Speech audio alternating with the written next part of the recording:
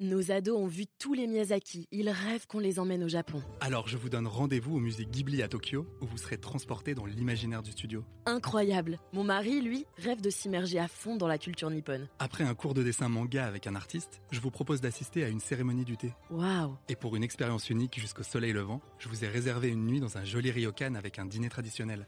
Je nous y vois déjà. Avec Marco Vasco, ne rêvez plus, vivez votre voyage l'esprit libre. Au rendez-vous sur marcovasco.fr pour imaginer votre prochain voyage sur mesure. Les podcasts du Figaro. Difficile à traduire correctement en français, le phénomène des mommy wine est pourtant bien connu dans nos contrées.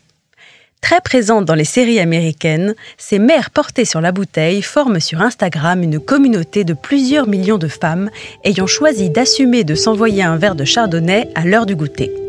Pourquoi ? Je vais tout vous raconter.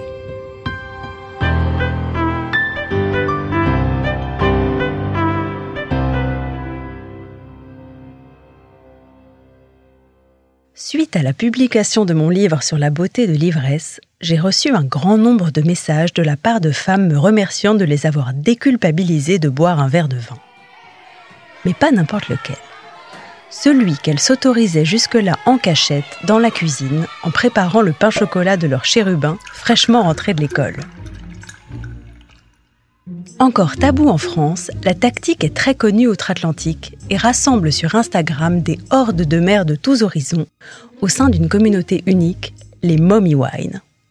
Des femmes qui ne manquent généralement pas d'humour, que l'on aperçoit en train de siroter du rouge dans de gros verres tenus par le calice, pendant que leurs enfants leur font gicler du yaourt sur les cheveux ou tentent innocemment de leur fourrer des miel pops dans les narines. Certes, de prime abord, les reels et citations du genre sont assez hilarantes et peuvent devenir aussi addictives que des vidéos de chatons aux yeux bleus. Quelques industriels ont d'ailleurs flairé le filon, proposant à grand renfort de campagne marketing des mugs, t-shirts et autres goodies arborant les slogans « Mom needs wine » ou « Mommy's therapy » que l'on s'offre de préférence à Noël ou pour la fête des mères, en remplacement d'un fer à repasser ou d'un plus économe collier de nouilles. Mais le phénomène commence aussi à inquiéter la société américaine, avec de nombreux journalistes et personnalités résolus à siffler la fin de la récré. En fait, le fond du débat ne repose pas sur le fait de s'autoriser un break fort mérité à des mères de famille forcées de jongler avec des emplois du temps dignes des temps modernes de Charlie Chaplin. Après tout, pourquoi ne pas y voir le pendant féminin des afterworks de col blanc allant dissoudre leur stress dans une tournée de mousse à l'heure de la débauche ? Parce qu'en réalité, le problème réside plutôt dans le fait d'anesthésier à bon compte ce que les professionnels de la santé appellent aujourd'hui la fameuse charge mentale, plutôt que de s'attaquer aux véritables causes de ce qui traduit une part plus sombre de la maternité, voire pour certaines, un réel mal-être.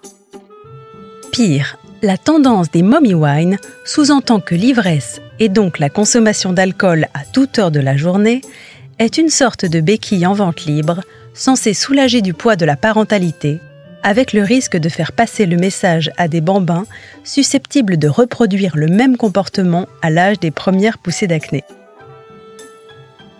À une époque où la consommation de vin décroît au diapason du taux de natalité dans la grande majorité des sociétés occidentales, peut-être serait-il temps de remettre les pendules à l'heure et de dissocier les délices d'une ivresse légère entre adultes à la tyrannie de l'enfant roi.